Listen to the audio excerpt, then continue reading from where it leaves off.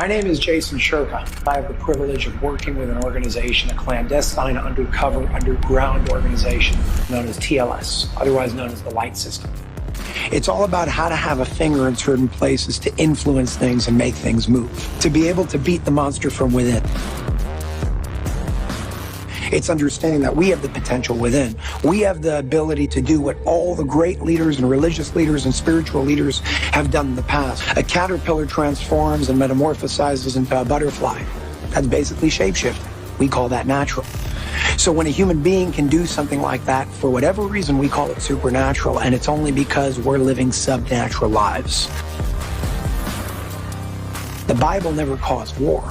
The religious leaders, the people that started spreading those messages through their own corrupted lens, were the ones that caused war. And right now we're going through the process of unwinding and untangling that mess, energetically speaking, to eventually get to the same point that we were at thousands of years ago, which is one world, one life, love for all, compassion and unity. That's what the age of love is, and that's where they're trying to bring us to.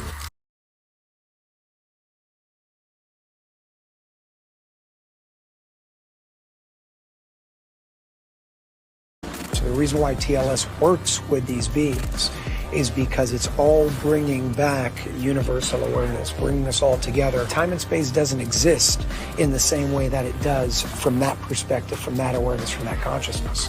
So it's a completely different way of doing things, and it starts with awareness. It's something that's beyond the laws of physics as we know them in application today. The craft becomes an extension of the operator's consciousness, and that's how they're going those distances and those speeds. I know it sounds like it's out of a movie, but these are real things.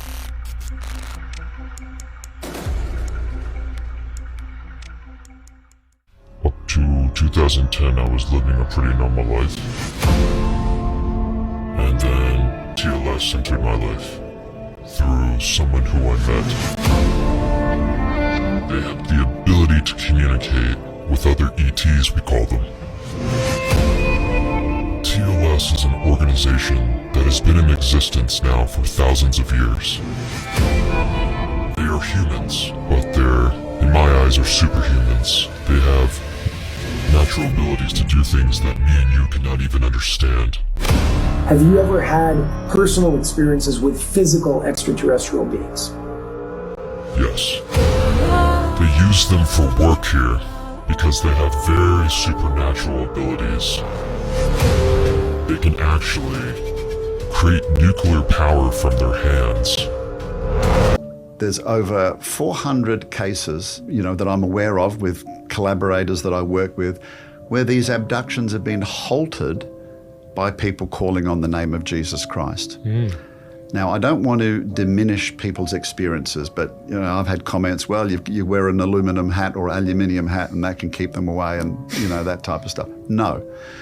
And in the movie, we have the testimonies of these people who were having these experiences. They were terrified, and in the moment of terror, they recalled or called out to their childhood memories of who Jesus was. And the instant his name was called, it stopped. Okay? So why do these aliens respond to Jesus? Exactly.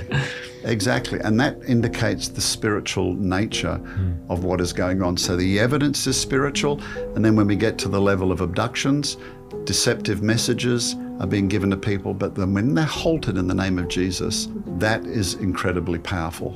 And again, when I'm saying that we've now got hundreds of testimonies, and I can't mention names, but I know people in the higher levels of UFO investigations that actually readily acknowledge this.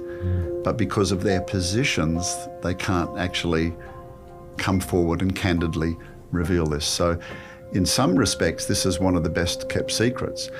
One of the guys, my colleagues, my collaborators who worked on this, when he found this out, he wasn't a Christian at the time. And he kind of said, well, okay, what is it about Jesus that these aliens don't like?